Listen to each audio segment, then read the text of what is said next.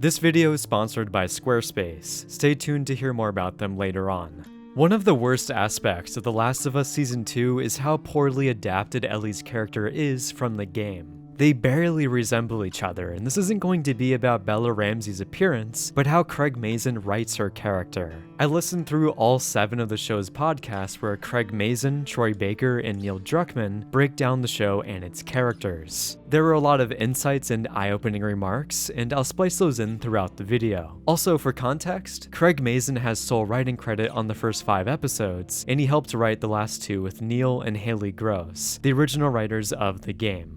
To start, let's go into the most damning change made to Ellie's character, which is her intellect. Every episode in some way touches on Ellie lacking general wits in varying magnitudes. From not packing medical supplies for a major journey, wanting to rush straight into a WLF station, Dina having to stress to Ellie that shooting her gun will draw too much attention, or Ellie wanting to Leroy Jenkins into a group of 6 wolves to save a Seraphite child, an action that would most definitely get her killed. There are more moments in some other micro examples, but I don't want to take like 5 minutes listing all of them out. Now, from listening to Craig Mazin talk about Ellie, there seems to be 2 main reasons for this change in general IQ. One is that Craig wanted to give Dina more of an important role, so he decided to make their dynamic to where Dina is the brains of the operation.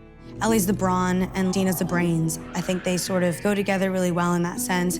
Ellie is not good at planning. Ellie is amazing at doing things. And Ellie is incredible when it comes to persistence, dedication, and single-mindedness. I feel this approach to writing a dynamic where you're degrading one character while uplifting the other is extremely flawed. It's one thing creating original characters that fill in each other's gaps or weaknesses, but it's another thing entirely where you're taking a pre-established character and downgrading how smart they are. And it's not like, oh okay, fair. Ellie doesn't know how to triangulate radio signals and doesn't like math or protractors because that's understandable. But making it to where her basic common sense is so shot to the point that she's a hair's length away from getting herself killed constantly is crazy. Ellie and Dina in the game were collaborative. They strategized together. You never got a sense that one was drastically smarter than the other, or let alone so far to the point that characters are chastising Ellie's intelligence as if she's a toddler, which is extremely demeaning. This creates a massive disconnect viewers have with bonding and sympathizing with the main character. You're frustrating viewers because Ellie is making decisions that don't reflect how smart she should be, which this is different from characters making mistakes and instead how they think about things in general. This dynamic as well isn't just exclusive to Dina because it also applies to Jesse. When every character is highlighting how dumb the main character is, then that makes them very unlikable and is kind of why Dina is greatly outshining Ellie in her own story. Another thing is that if you're dumbing down a character, you're also partially taking away their agency. They aren't making their own decisions 100% of the time, and other characters are telling them, no, you can't do that, or just telling Ellie what to do.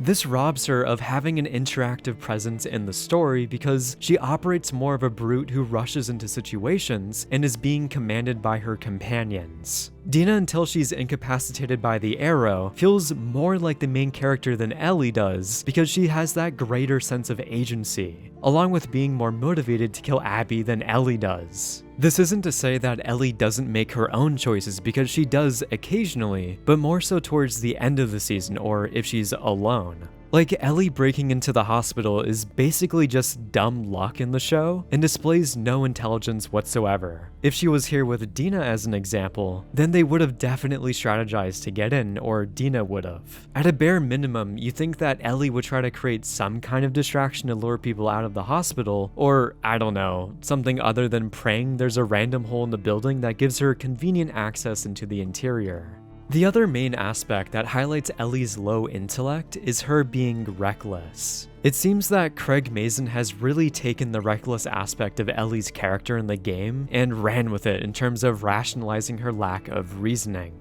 To give some context, Ellie's pursuit of Abby is reckless in a general sense. She's willing to forego logic in that their odds of survival are slim, but she's willing to risk that because she'll do anything to kill Abby. that's what Ellie prioritizes the most and doesn't compromise on those ideals. Like the point of Ellie being mad at Dina for being pregnant and her refusal to drop this quest heavily highlights this, which this is all missing or is heavily downplayed in the show. So in the game, this recklessness is more applied in a macro sense to Ellie's journey. But from a moment-to-moment basis, Ellie is not that reckless. She isn't doing stupid things that would most definitely get herself killed in the game. Or I guess you could technically argue that outside of cutscenes, the player controls Ellie, and depending on how you play, Ellie could have differing levels of impulsivity. However, since it's a video game, logic from the real world doesn't apply the same to this medium in which action is used more as a tool to entertain the player. If anything, the gameplay establishes that Ellie is a formidable singular presence. She can outsmart enemies, she's laying traps, or is executing stealth kills and wiping out squads of soldiers. Now, obviously for the show, there's a certain extent of this being unrealistic in the real world. But when you remove this entirely, and then also replace this with Ellie being extremely reckless, that acts as whiplash for how different these characters are. Like if Show Ellie went up against Game Ellie, she'd get absolutely decimated.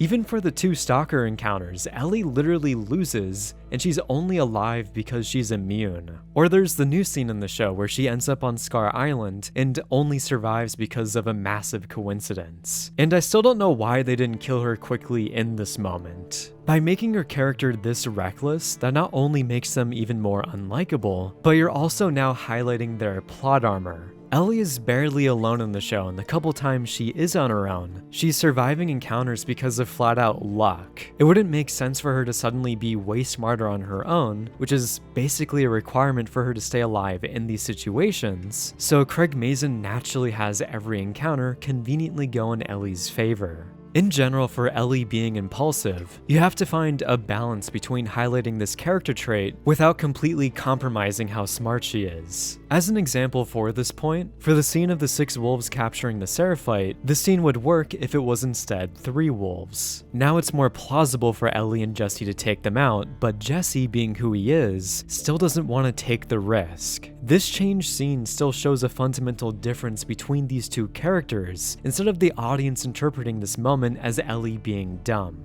So yeah, to me, it's a pretty weird and demeaning change, downgrading how smart a character is. Especially so much to the point that now the audience is even becoming frustrated with the character's actions. And when you get to that point, then I feel that's a failure on the writing front. Before moving on to the next point, let's talk about today's sponsor, Squarespace. Squarespace is the all-in-one website platform for entrepreneurs to stand out and succeed online. If you're watching this video, then writing or film is probably one of your passions, and pursuing that passion requires creating a website to showcase your work. Squarespace allows you to do this easily with features like adding videos to your website, creating a vast video library, or you could showcase some of your different stories. Then, thanks to Squarespace's excellent template designs, you can make your site look effortlessly professional. I was able to make one in less than 20 minutes, and it's a very simple process. If this intrigues you, or you want to make a website of your own choosing, then head to squarespace.com and use my discount code SupercutsDelight to get 10% off your first purchase of a website or domain. Now let's get back to the video. Going into the next aspect for Ellie's character that has changed is her maturity. Craig Mazin seems to be convinced that Ellie is still a teenager or is still becoming an adult. But this is where Ellie wants to make a choice. When Dina questions it, Ellie says, if you'd rather let the men handle it. And it's not even about gender. It's about adults. Really what she's saying is, do you want the grown-ups to handle it? Are we just kids? To be fair, a 19-year-old is still pretty young, but everyone has differing levels of maturity at different ages. And for this world specifically, you have to consider the fact that Ellie and everyone now are growing up in a post-apocalyptic environment, meaning that these characters are experiencing so much shit that their mental age should be far higher than their actual age. By the age of 19, Ellie should be hardened. She literally grew up in a hostile environment in Fedra school, and her best friend died right in front of her. Her life is riddled with trauma, and you're telling me that Ellie is still acting like an annoying kid who's longing to be an adult? I get the sense that Craig Mazin is applying our reality where a 19-year-old is not really an adult yet to this world, which doesn't really make sense, and I find his writing to be kind of contradictory surrounding this topic. He even includes the moment where Dina and Ellie talk about their first kill, which is a wild conversation to have in our world, but for theirs, that's a normal topic. By default, any character in this setting, given what they live through and how much responsibility they have, should have almost double the mental age to their physical age. For the game, this obviously wasn't a problem because Ellie actually resembles an adult. This isn't just from the perspective of how she physically looks, because you can feel her maturity through her demeanor, attitude, and how she generally talks to other characters. Ellie's dynamic with characters in the show, however, like with Jesse especially, feels like an adult chaperoning for a child. You don't get the sense that these are both adults, and this is especially insinuated with how much Ellie is talked down to. I know Jesse in the end is very frustrated with Ellie, but their entire vibe felt like a parent coming to get a child that ran away from home. Instead of, hey, you went off on this extremely dangerous revenge quest, let me help you. There's more respect between characters when they're both construed as adults, and this respect is fundamentally lacking in the show. Thus, their dynamic is completely different from the game. This also synergizes with her intelligence point and Ellie still making choices that an impulsive child would make. Like again, that moment with the wolves capturing the Seraphite is essentially the thesis of why Ellie is written so poorly, because this isn't what an adult would do. Jesse is basically wrangling and operating as if he's in daycare mode. Even the joke in the library where Ellie grabs a Sesame Street book and Jesse's remark here is an odd moment. You picked a good one. Should have thought of that. And the fact that Ellie's older now, there's this kind of slightly more grown-up wisdom going on there. Is he though? Like, I don't know why you would write this into the show if you weren't insinuating in some way that Ellie isn't a fully fledged adult yet. This also plays into the unlikable aspect of Ellie's character this season, and an aspect I brought up earlier that essentially pours gasoline on this issue is her attitude. The best word that sums up Ellie this season is petulance. She's ill-tempered, she lashes out, and can be irritable at times. This sours her relationship and interactions with other characters. She's butting heads with people, being disrespectful, or on the opposite side of the coin, she's sometimes displaying a sense of heightened joy and happiness when she shouldn't be in that mindset. Like an example of this was in the beginning of episode 5 where Ellie skips into the scene like a giddy schoolgirl while Dina was planning. This is a general mentality that this character shouldn't be in. Or at the very least, if you want to tell a story about the crushing nature of vengeance, then displaying your character as having a great and wonderful time is inherently contradictory. This is why you need your character to resemble more of an adult. They need to have the maturity to effectively hit the required character beats on this arc, which some of these major story moments are well done, but prior scenes don't properly build to these integral plot beats and are therefore way less effective than the game. For this general point, this is also where a lot of people were blaming Bella Ramsey's acting in that people thought it was the actor's choice to display Ellie in this way. However, that comes down to the writer and director. An actor's job is to best fulfill the wishes of those two people, and actors can sometimes make changes that are better for the character, assuming that the director agrees. So I don't blame Bella Ramsey at all. I think there were great signs throughout the show that showcased her excellent acting. And this more comes down to how Craig Mazin wrote her to be more like a child. For the third point, let's discuss Ellie's lethality, since this was a controversial aspect in the beginning especially, specifically regarding Ellie learning jujitsu. In retrospect for the entire season, Ellie puts one person in a chokehold and this skill never comes up again.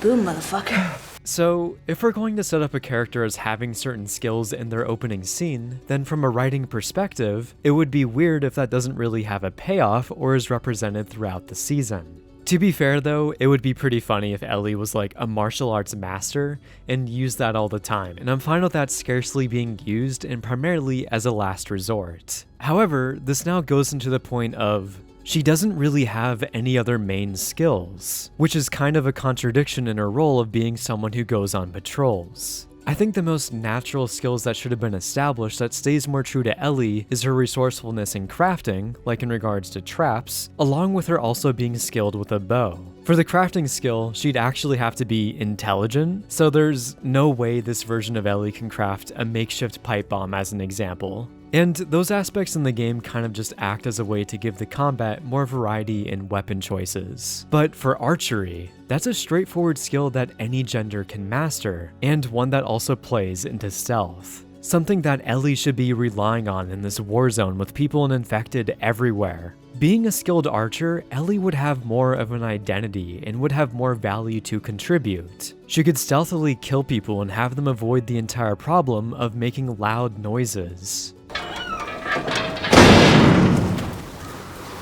It's kind of funny how overlooked this was in terms of planning, because using their guns at any point out in the city is basically a death sentence. One shot in a mile radius basically means that everyone in that proximity would descend upon you. In the game, you were able to craft makeshift silencers to avoid this, or use your bow. So I feel having the bow option in the show, thus giving Ellie more lethality, would have been the best course. There's also the aspect that Craig Mazin highlights in that they didn't want to have Ellie kill that many people. Their argument being, it makes the people she does kill have a bigger and more emotional impact. However, I'd argue that if you're having someone descend down this path of vengeance, then killing random soldiers reinforces the plunge into this dark abyss. It showcases and makes the hate Ellie has come across as being much more prevalent, which I feel is especially needed because that aspect is utterly lacking in her first 2 days. Ellie killing people, as long as it's not an egregious or ridiculous amount, doesn't rob the impact of the people she's emotionally entangled with.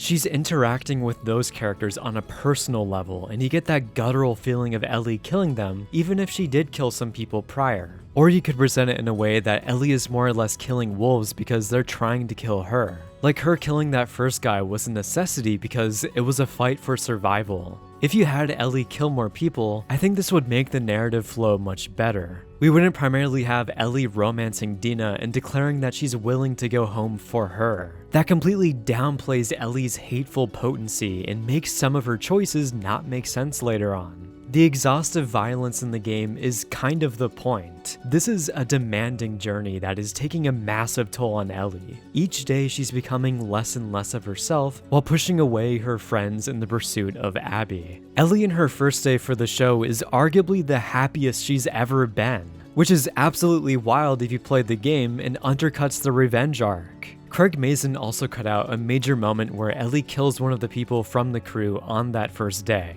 This was probably cut because of time restraints, but in doing so, it has major consequences for how the story is construed in those first 2 days. Ellie doesn't actually initiate this vengeance arc until the end of the second day. So in essence, Craig Mazin swapped out Ellie's lethality and her violent spree of vengeance with romance. He wanted to prioritize Dina and Ellie falling in love when that was something that was already established going into Seattle. A change from the game that drastically dampens Ellie's entire arc. For the fourth and last point, let's dive into the general notion of psychopathy. Or is Ellie psychopathic? There's not a clean quote from the podcast to pull from, but there were multiple moments where Craig alludes to this. He essentially implies that Ellie has this deep and dark urge. She's drawn to violence. He also brings up the point of nature versus nurture via Gil's character, and here, Craig argues that there's a dominant nature component to Ellie in that her upbringing is based in violence, particularly referring to how she was raised in Fedra and her regularly getting into fights. He also labels this as one of the reasons as to why Ellie wants to go out on patrol.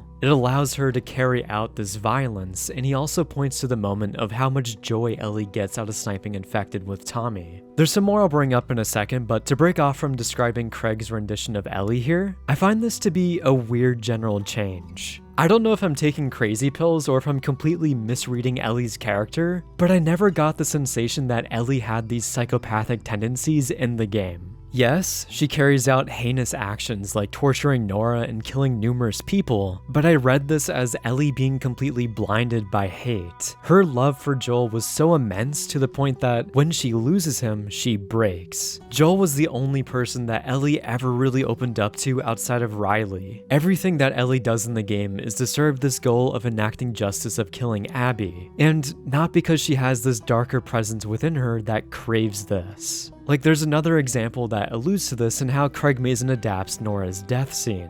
Boy, when you add in just that one color palette, it just changes everything. It does something to Bella's face that we were obsessed with. Her eyes turned black. Now, this is a pretty faithful adaptation on the surface, but Bella Ramsey's performance is extremely different. She's cold, is showing no remorse or sympathy, and the way Ellie is almost smiling and her expressions here are flat out unsettling. Then there's also the whole moment of Ellie going apeshit on Nora and getting catharsis out of this. Now in the game, the way Ellie is portrayed is actually quite different. You can feel more emotion in her performance. The way she's pacing around insinuates that she's conflicted with what she has to do. And you can feel that there's a little bit of sympathy of Ellie not wanting to have to torture Nora for information. She's only doing this because she has to. There's also an interesting detail in that when Ellie is torturing Nora, you can see flashes of realization that what she's doing is wrong. Ellie feels remorse, but this atrocity is a necessity to find Abby. For the show, we don't get any flashes of humanity in Ellie. There's no internal conflict at all in her performance. She's completely emotionless throughout, and you can actively feel her character deriving satisfaction out of this moment. It's almost as if Ellie is in a trance here. It's really weird. This makes it seem like Ellie has this dark passenger. This is honestly such a big internal change from the game to the point that it now feels like I'm comparing an apple to an orange for characters. But analyzing how this affects the overall story, making Ellie more psychopathic takes away that internal conflict and struggle. You're trading out someone who has more of a basis in humanity with someone that derives satisfaction or even joy out of violence. However, the opposite of this is what makes Ellie so compelling in the game. That inner turmoil and sensation that she's losing herself going down this path is heartbreaking. We're taking a character that the audience loved and we're throwing them through this devastating gauntlet of misery that tears them apart. The show, on the other hand, doesn't sell this as well, and Ellie addressing this moment with Dina is like her being in shock, kind of realizing that she has this dark side that completely consumed her. Again, a scene that plays much differently from the game, where Ellie is actively breaking down and crying from what she did. Now, to be fair, Ellie does have the same turning point as she does in the game, where her indirectly killing an unborn child acts to shatter her blind hatred. This does illustrate Ellie as not being a flat-out psychopath at least, but again, I think Ellie not having these tendencies better communicates an arc in which she's slowly losing her humanity. So for Craig Mazin in the podcast, there wasn't a section where they heavily debated this aspect, but as we discussed, it's very heavily insinuated throughout the show.